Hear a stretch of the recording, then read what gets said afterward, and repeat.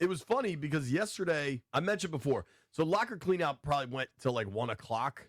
And then most people just stayed in Ashburn until 5 because it doesn't make a ton of sense to leave and go home and know you have to come back. And then come back, yeah.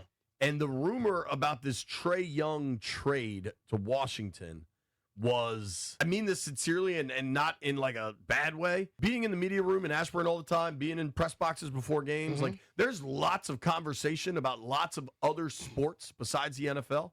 Nothing is more talked about among sports writers than air travel and hotel points. That is always the top 2 conversation topics. But number 3 would be sports. Yeah. I legit think it's the first time ever, or at least in a few years, the Wiz have been the topic of conversation. Yeah. And the conversation is this Trae Young rumor that the Wizards might be trading for Trae Young. I think the first report was from maybe Mark Stein, but it's been reported from a number of different people.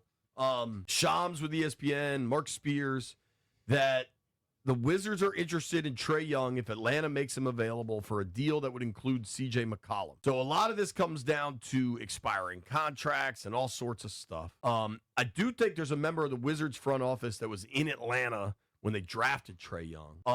Trae Young's been really good. He just opted into a $49 million player option with Atlanta, so he could get a long-term deal next year. I don't know enough. But if you're building young stars and allowing them the runway to get better over time, this whole thing's been about runway, right? I don't get this, but I understand, however, if this is more of a business operation, like we're drafting this kid so we can flip him or get a pick for him. We're trading for Trae to trade him again. Like, if this is a business move or we're going to buy him out or whatever that works, I get it.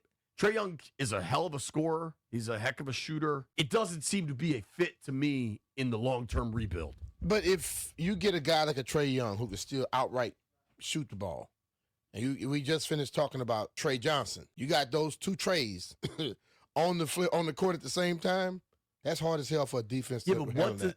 Okay.